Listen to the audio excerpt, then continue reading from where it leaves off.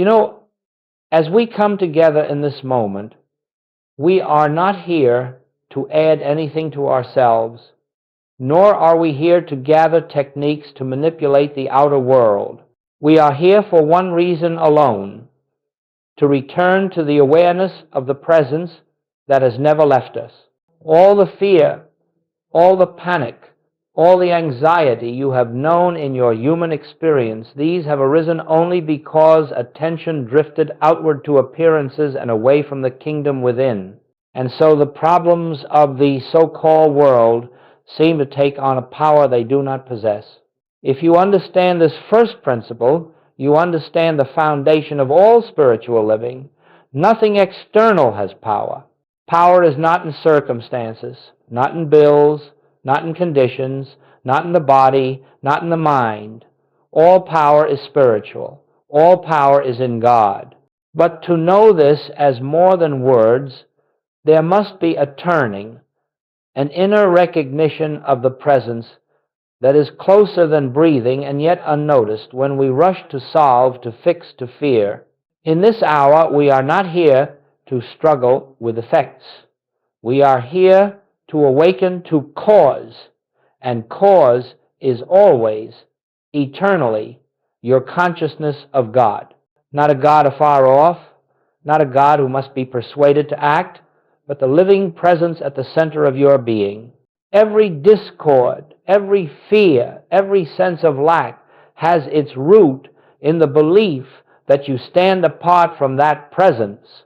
Every harmony, every healing, every supply that has ever appeared in your life has come through some measure of awareness of your oneness with it. I would like you to understand from the outset that we are not preparing to overcome fear. We are preparing to see through it. We are not here to manipulate the outer scene. We are here to behold the reality behind the scene. And when this inner shift occurs, even for a moment, you will find that outer experience must conform to the inner recognition. That is why Jesus taught, seek first the kingdom, not as a command, but as a spiritual law. The kingdom is not something to be achieved. It is something to be recognized. Throughout our time together, we shall look at the nature of panic, the reason it arises, and how, through a simple turning within, it dissolves in the light of truth. We shall discover why every spiritual master speaks of a pause, a stillness, a resting, and why in that stillness the fears of the world lose their seeming reality. And most importantly, we shall learn together how to bring this recognition not only into meditation, but into the very moments when the world shouts its loudest, when a bill appears, when bad news arrives, when anxiety grips the chest.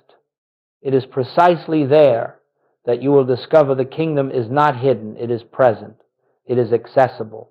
And so let us begin not by searching outwardly, but by acknowledging that the presence is here, right where you are, right now, and in that quiet acknowledgement, you are already seeking first.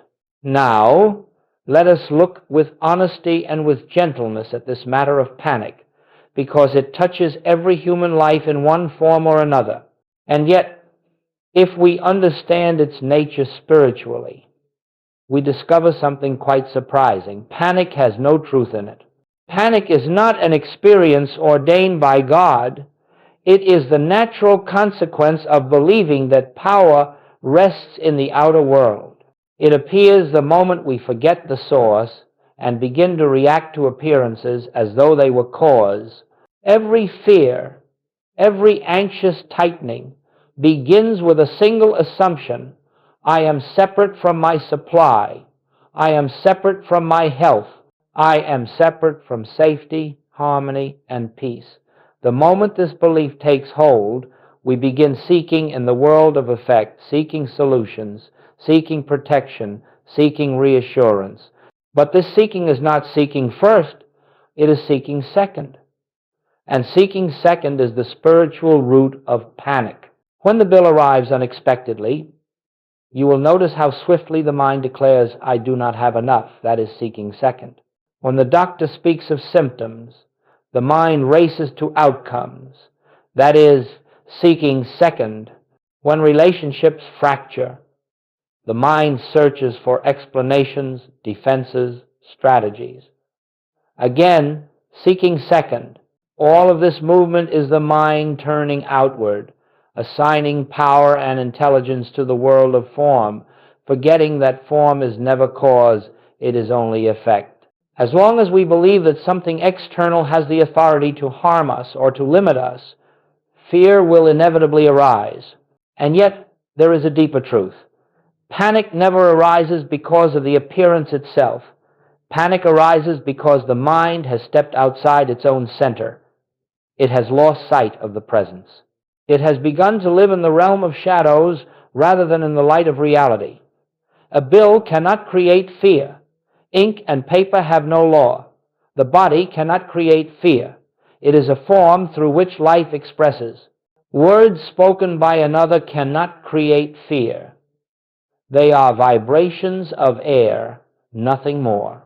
Fear arises only because consciousness assigns power to that which has none. This is why every spiritual teaching begins with humility, not as a moral quality, but as a recognition that the human mind, left to itself, sees falsely. The human mind sees through the lens of separation. It sees a world of many powers, many causes, many dangers, and from that false vision, it draws false conclusions. When you begin to understand this, you will see that panic is not your enemy.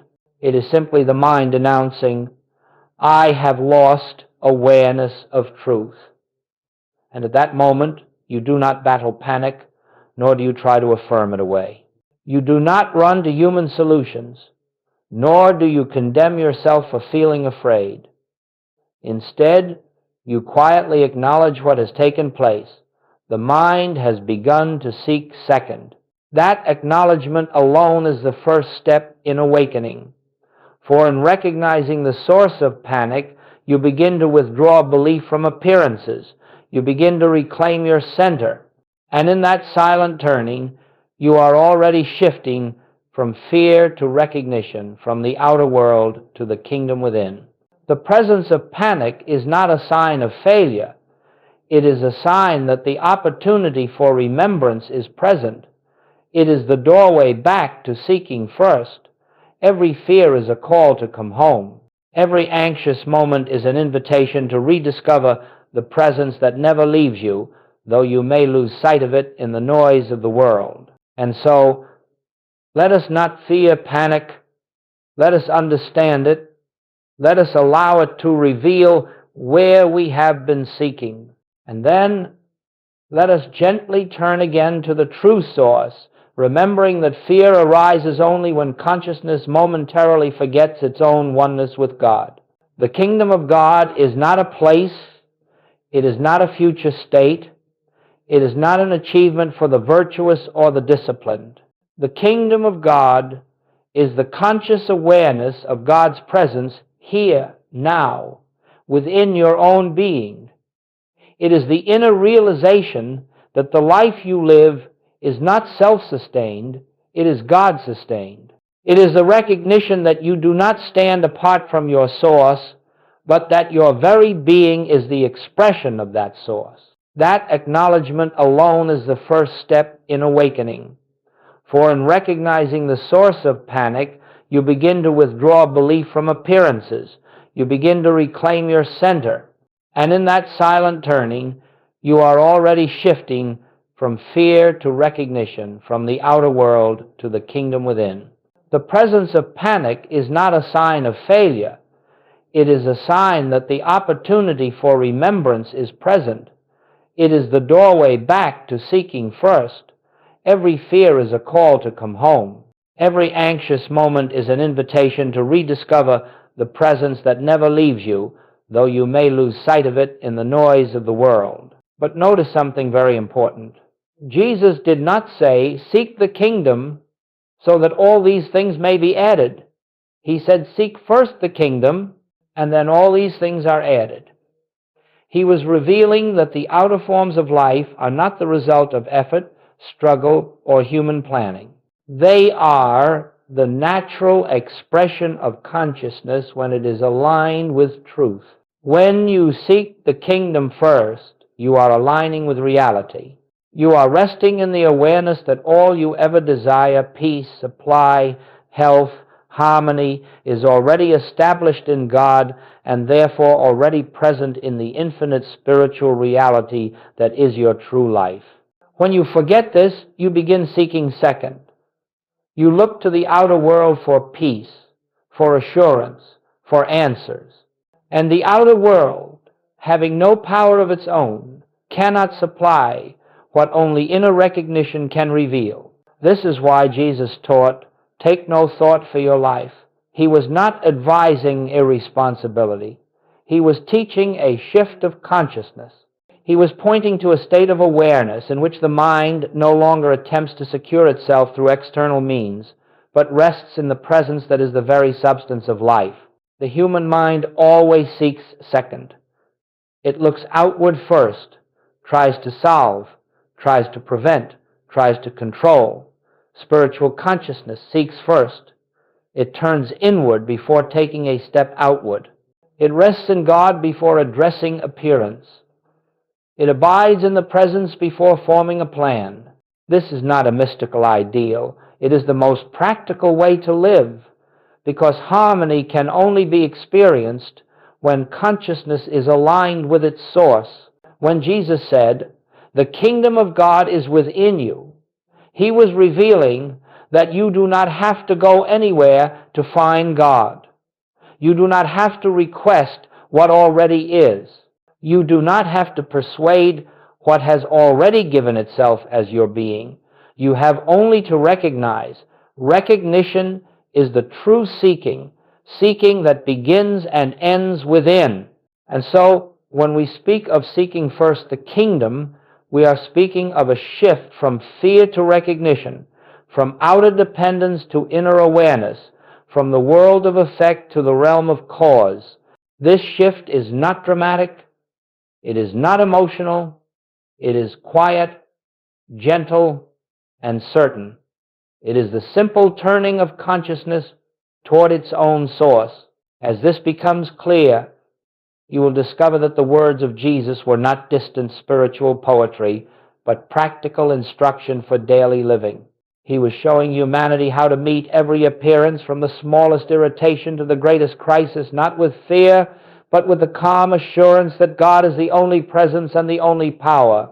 And when this assurance dawns, even faintly, the outer world begins to take care of itself, not because you have forced it, but because you have aligned with the kingdom that has always been the foundation of your life.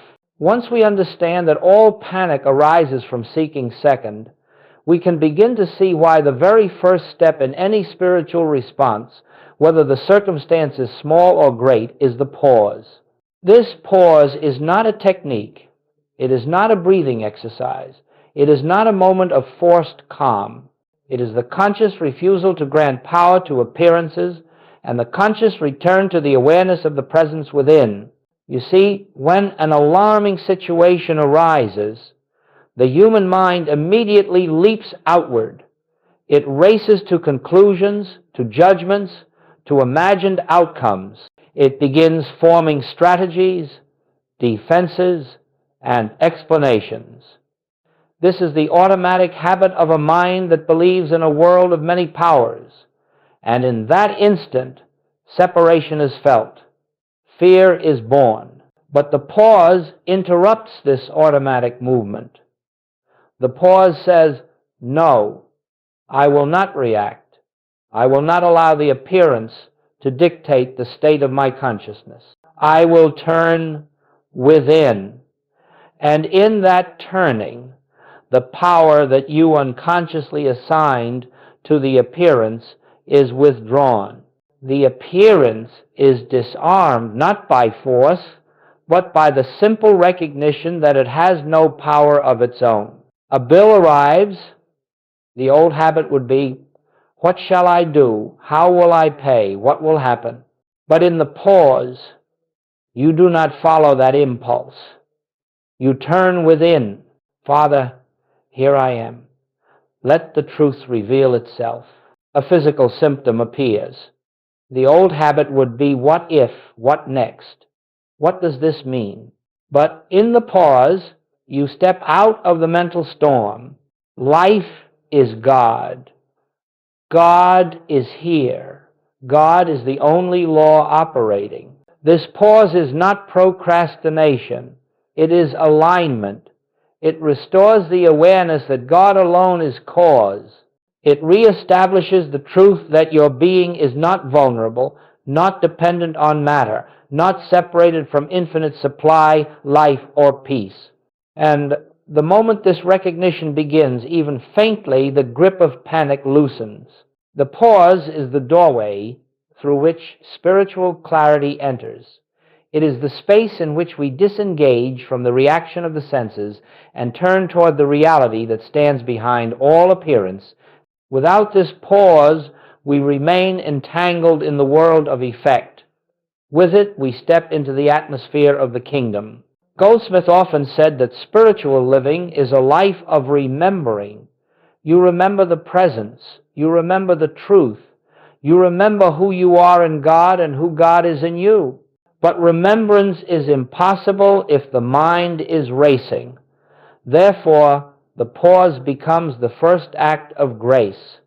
The moment we pause, we silence the mind sufficiently for truth to reveal itself. You may notice at first that the pause feels unnatural.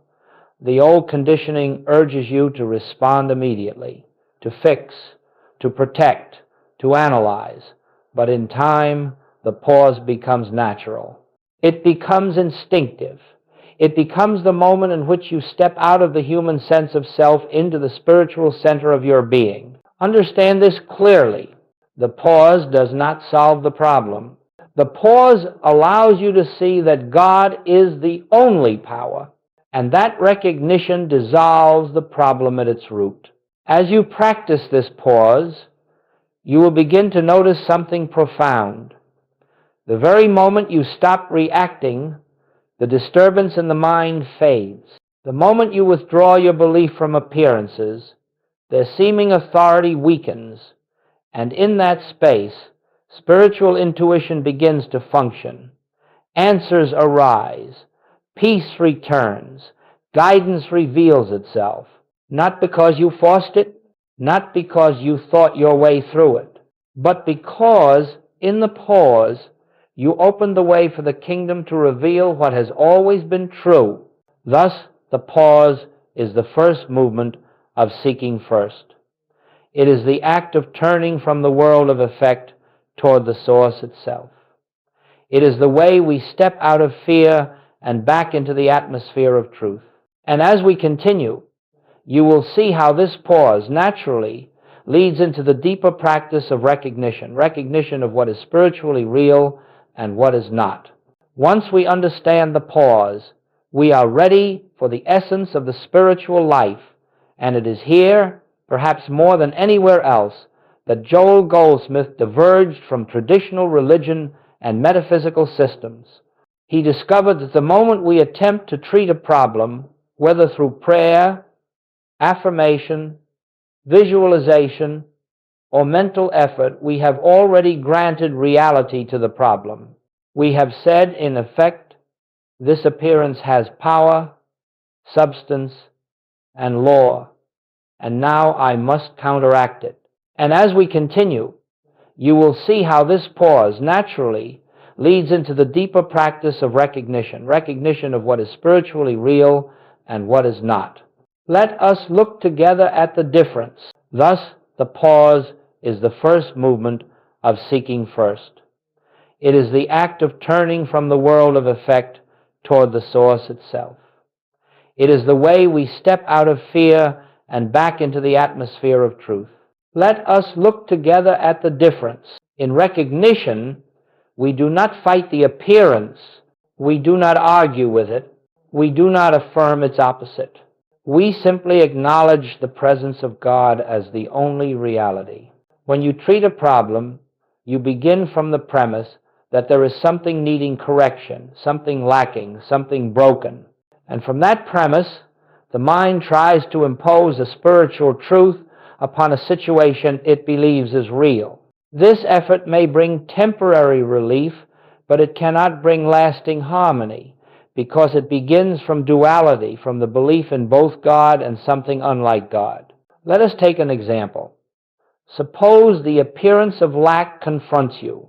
The human mind immediately reasons, I must affirm abundance, I must believe for increase, I must declare supply, but all such activity is treatment. It accepts lack as something to be remedied. The more we try to affirm abundance, the more we subtly declare that lack is present. Recognition takes another path entirely. It says quietly, infinite supply is the nature of God, and God is the substance of my being. Therefore, lack has no reality in my consciousness. It is not a condition to fix.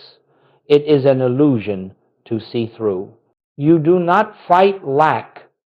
You recognize abundance as a spiritual fact. You do not fight sickness. You recognize wholeness as the nature of life itself. You do not fight discord. You recognize harmony as the essence of divine presence. You see, the moment we begin to treat a condition, we accept the condition as part of our consciousness. But the moment we recognize that God alone constitutes our consciousness, the condition dissolves of its own nothingness. Recognition is the turning of the inner eye from the world of shadows to the light that reveals there were never two powers, never two realities. The secret lies here. Recognition never begins with a problem. Recognition begins with God. When you treat, you begin with the appearance. When you recognize, you begin with the presence. One binds you to the world of illusion. The other frees you into the realm of the kingdom. This is why Goldsmit called recognition the highest form of prayer. For in recognition, we do not attempt to bring God into a situation. We realize that God is already the substance, the life, the law, and the activity of our being. The situation is seen not as something needing divine intervention, but as an opportunity for divine reality to be realized. And so, as we move forward, I want you to remember this simple truth. Spiritual harmony does not come because you force it. It comes because you see clearly. Recognition is spiritual seeing. It is the awareness that there is only one presence and one power. And when this awareness dawns, the shadows of fear and panic lose their foundation. In recognition, you are no longer trying to fix life. You are beholding life as God expressing itself. And that realization is the beginning of freedom. As we move deeper into this work, we begin to see why the spiritual life cannot be lived by human effort. Human effort belongs to the realm of cause and effect, the belief that outcomes depend upon personal strength, personal wisdom, personal planning. But in the spiritual life, we discover that all genuine harmony flows not from effort, but from grace. Grace is the activity of God within your consciousness, unfolding without strain, without pressure, without forcing. And here again, we find a truth that is simple, but not always easy to accept. Every place in your life where you struggle, you are living by human effort. Every place where there is peace, you are living by grace. Grace does not mean passivity. It does not mean we sit idle waiting for life to arrange itself. Rather, it means that we do not attempt to arrange life through fear-driven action. We act, but our action flows from inner guidance, not from panic. We move, but the movement arises from stillness, not urgency. Grace becomes the invisible order behind every visible step you take. Human effort says, I must make this happen. I must find the solution. I must protect myself. I must secure my future. Grace whispers, God is the activity of your being. God is the intelligence that goes before you. God is the supply, the health, the harmony, the order. Rest and let the infinite reveal itself. In the life of the human, every need becomes a burden. But in the life lived by grace, every need becomes an opportunity for the presence to reveal another facet of its harmony. You do not fear needs. You welcome them as occasions for recognition. You do not dread change. You understand that grace always expresses as exactly what is needed, in exactly the way it is needed, at exactly the right time. You will notice that when you are living by human effort, your actions are anxious, hurried, or pressured. They come from a sense of incompleteness. They come from the belief that something is missing in you or in your world. But grace moves differently. Grace moves quietly. Grace never strains. Grace never rushes. Grace operates from fullness, not lack. Goldsmit often reminded his students, God performs, God reveals, God sustains. When you understand this, you no longer try to direct the infinite. You no longer attempt to persuade God to do what the infinite is already doing. You no longer attempt to improve the perfect or to repair the eternal. Instead, you surrender the belief that your human will holds the key to harmony, and in that surrender, you find rest. Rest is the atmosphere of grace.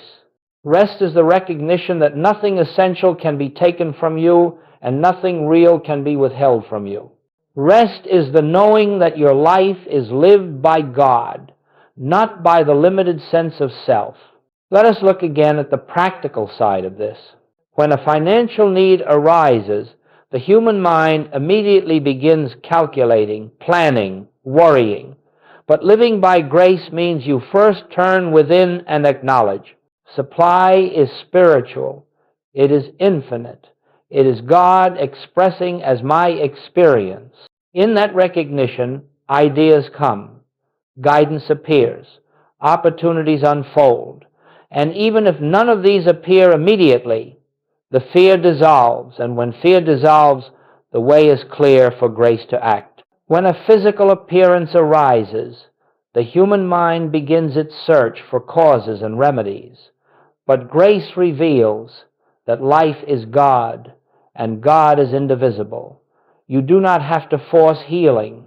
You rest in the recognition that wholeness is the nature of your being, and from that rest, harmony manifests not as a result of struggle, but as the natural activity of divine presence.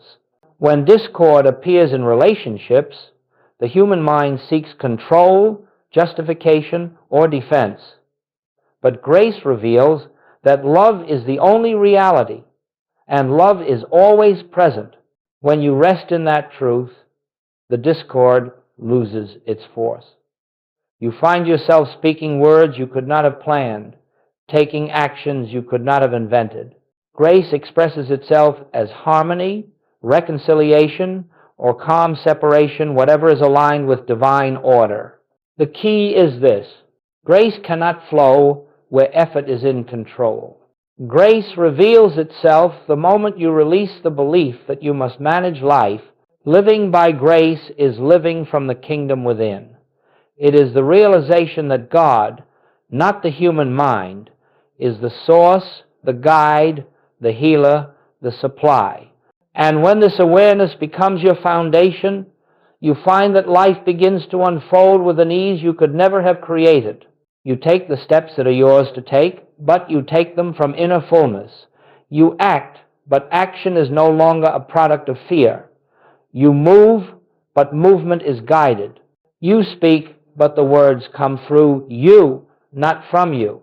This is the life Jesus described when he said, "My yoke is easy and my burden is light." He was not speaking poetically. He was describing life lived by grace, life lived by the presence rather than the personal self. In this recognition, Strain disappears. In this recognition, fear dissolves. In this recognition, you discover that the kingdom was never a distant goal, but the ground of your being in every moment. Now that we understand the pause and the deeper practice of recognition and the meaning of living by grace, let us bring this teaching into the very moments where life seems most demanding. For it is easy to speak of spiritual truth in the quiet of meditation, but the true measure of inner awareness is discovered in the midst of daily experience, when appearances arise suddenly, when the mind is tempted to react, and when the senses insist upon the reality of fear. And so, let us look together at what it means to seek first the kingdom in the exact moments when the world would persuade you to seek second. Remember this: seeking first is not an action of the mind, it is a shift in consciousness. It is the turning from appearance to reality, from fear to presence, from the outer scene to the inner source. Let us walk through several common situations, for each one presents the same spiritual invitation, though the form may differ. When a frightening bill appears, you open the envelope, or you see the notification on your screen, and immediately the old conditioning rises. The mind begins to calculate, to fear, to imagine. In that instant, the sense of separation returns. I must find a way, I must fix this. But this is the moment when spiritual practice becomes real. Before you react, pause, not to suppress fear, not to deny the need, but to acknowledge the truth. God is the source and substance of all supply. I am not separate from God. In that moment of recognition, the fear begins to dissolve, the sense of helplessness lifts. You discover that the need does not define you, nor does it limit you. Now, from this centered awareness, you may take whatever practical steps are given, but those steps will arise from peace, not panic. The outer need has not disappeared, but something far more important has occurred. The need no longer dictates the state of your consciousness. And when consciousness is no longer enslaved to appearance, grace can begin its work. B. When an unexpected symptom or diagnosis appears, perhaps you feel something in the body, or a doctor speaks words that seem heavy with fear, the human mind would immediately identify with the body and conclude, this is happening to me. But you are not the body. The body is an instrument of experience, not the source of your life. Life is God. Life is infinite. Life is indivisible. So when the appearance of illness arises, do not rush to treat it mentally. Do not attempt to force a healing. Instead, pause. In that pause, turn inward. Father, you are the life of my being. Whatever you are, I am. In that recognition, you withdraw the power that fear had begun to assign to the appearance. You realize that the body does not govern your life. The presence governs the body. From this recognition, harmony can reveal itself in ways beyond human planning, through medicine, through rest, through intuition, through unexpected avenues. But the healing does not come from the avenue. It comes from the recognition. C. When anxiety floods you without reason, there are times when fear arises seemingly out of nowhere, a tightening in the chest, a cloud over the mind. The human impulse is to resist it, to question it, to attempt to push it away. But resistance only strengthens it. Instead, pause. Let the fear be what it is, a passing appearance in consciousness, not your identity. And in that stillness, recognize there is only one power. Fear has no presence, no law, no substance. Do not fight the fear. Do not analyze it. Simply refuse to grant it authority. In that gentle refusal, the fear loses its foundation. It dissolves like mist before the sun, not because you battled it, but because you stood in the recognition of truth. D. When relationships erupt in conflict. Here, perhaps more than anywhere else, the temptation to seek second becomes strong. Words are spoken, emotions flare, misunderstandings arise. The mind wishes to defend, to explain, to protect itself. But in that very moment, if you can remain awake, you will see that conflict is nothing more than the appearance of two personalities forgetting the one presence. From this recognition, harmony can reveal itself in ways beyond human planning, through medicine, through rest, through intuition, through unexpected avenues. But the healing does not come from the avenue. It comes from the recognition. Whether the other person recognizes this or not is irrelevant. Your recognition creates the atmosphere in which harmony can reappear. You may find that your words soften, or that a wise silence arises, or that understanding emerges where tension once lived. Divine love makes the adjustment, not human will. E. When the future feels uncertain, the human mind always wants security in form, in savings, in plans, in predictions. But spiritual security does not come from the seen, it comes from the unseen. When the future feels unclear, turn within and acknowledge, divine intelligence goes before me. It prepares the way. The path is already established. This recognition frees you from anxiety about outcomes. You do not need to know the future to be safe. You need only rest in the presence that governs the future. These examples all point to the same truth. Seeking first is the practice of turning inward before turning outward. It is the recognition of God as the only presence and the only power. When consciousness remains aligned with this truth, outer circumstances lose their power to disturb. The world no longer governs your state of being. Instead, your state of being becomes the atmosphere in which the world unfolds harmoniously. This is not idealism. It is spiritual law. It is the way of the kingdom.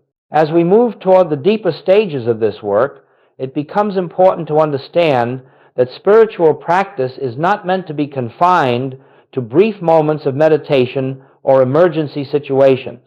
Those moments are essential, yes, but they are only the doorway. The true transformation occurs when seeking the kingdom becomes the foundation of your daily life, when recognition becomes as natural to you as breathing, when the presence becomes the underlying atmosphere of every thought, every decision, every interaction. This does not happen through discipline or through striving. It happens through remembering, through gentle, steady, continuous remembrance. And so we must learn how to bring this inner awareness into the entire pattern of daily living, not as a task, not as a duty, but as a quiet orientation of consciousness. Let us consider how this unfolds. 1. Morning, establishing the tone of the day. In the first moments upon waking, before thought has fully taken form, there is a sacred opportunity. The mind has not yet begun its habitual activity. The senses have not yet begun to pull you outward. In that moment, simply rest in the awareness. The presence is here. The kingdom is within me. I and the Father are one. This recognition sets the tone for the entire day. It does not need to be long. Even a few seconds of quiet acknowledgement shifts consciousness from separation to union. You are not preparing the presence to accompany you into the day. You are recognizing that the presence has been the life of your night as well as your waking. Once this recognition is established, even faintly, the day unfolds from a different foundation. You move not from human intention, but from spiritual alignment. 2. Throughout the day, returning again and again to presence. Seeking first becomes natural as you learn to return to the inner quiet, repeatedly, gently, without effort. Not long periods, not dramatic meditations, just brief turnings inward. When you pause in the middle of activity and quietly acknowledge, God is here, you are reestablishing the atmosphere of truth in which the rest of your actions will unfold. These moments do not interrupt your life, they anchor your life. They weave recognition into the very fabric of your day while you are working, speaking, driving, washing dishes, answering messages.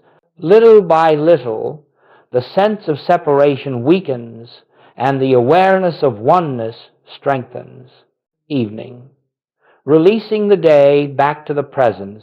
At the close of the day, as you prepare to sleep, there is another opportunity. Before the mind recounts the events of the day, before it judges or analyzes, you may quietly rest in the awareness. Nothing today occurred outside the presence. Nothing today touched the reality of my being. All is well in God. This is not denial, it is recognition. You are not erasing the day, you are seeing through it to the presence that carried you through every moment. In this recognition, the subconscious is freed from the burden of fear. Rest becomes peaceful, restorative, natural. 4. How you know the practice is working. As seeking first becomes your foundation, changes will appear not necessarily dramatic at first, but subtle, unmistakable, steady. You may notice panic arises less often. Fear loses its authority. Decisions become clear. You speak with greater calm. You respond rather than react. Harmony appears without strain. Problems resolve without intense mental effort. You may discover that people respond differently to you, more gently, more openly, not because you have changed them, but because the atmosphere of your consciousness no longer invites conflict. You may observe that needs are met in surprising or effortless ways, not because you are manifesting, but because grace is now unobstructed. This is not magic. It is spiritual law functioning through a consciousness that has ceased to resist it. 5. The shift from practice to awareness. At first, you will practice turning within. In time, you will simply live from within. At first, you will remember the presence. In time, you will abide in the presence. At first, you will pause when fear arises. In time, fear will rarely arise. At first, you will consciously seek the kingdom. In time, you will discover that the kingdom was seeking you all along. This is the natural progression of the spiritual life. Practice gives way to embodiment. Effort gives way to ease. Seeking gives way to knowing. 6. What integration truly means. Integration does not mean that you retire from the world. It does not mean that you withdraw from responsibilities or refuse to act. Integration means that you live your outer life from an inner center. It means that you no longer depend on circumstances for peace, nor on people for love, nor on the body for life, nor on the world for security. Integration means that the presence becomes your resting place, your identity, your foundation, and from that foundation you move into the world not as a fearful human battling for survival, but as a spiritual being through whom the grace of God expresses. This is the meaning of seeking first. It is the meaning of awakening. It is the meaning of the kingdom. As we come to the close of this teaching, let us rest together for a moment in the quiet awareness that all we have spoken of is not something to be attained in the future. It is not a spiritual condition you must earn. It is not a higher state you must climb into. The kingdom of God is not an achievement. It is the present reality of your being. Everything you seek is already within you. Everything you fear losing cannot touch the life that animates you. Everything that appears as need, conflict, or limitation is but a shadow compared to the light of the presence that dwells at the center of your consciousness. Let us recognize this now, not with effort, not with strain, but with a simple willingness to be still. Be still and know. Know what? Know that I, this divine presence, this infinite life, this silent reality, is God. Not a God out in the heavens, not a God afar off, not a God responding to your pleas, but God as the living essence of your being, God as the consciousness you are aware of in this moment, God as the life that breathes you, moves you, sustains you. Right now, let your thought rest upon this truth. There is only one presence. There is only one power. There is only one life, and that life is expressing itself as you. All fear dissolves in this recognition, because fear requires belief in something other than God. All lack dissolves in this recognition, because supply is the nature of God consciousness. All discord dissolves in this recognition, because love is the structure of reality. As you rest in this awareness, notice that nothing is being done. You are not trying to become spiritual. You are not trying to think correctly. You are not trying to solve anything. You are simply recognizing what is already true.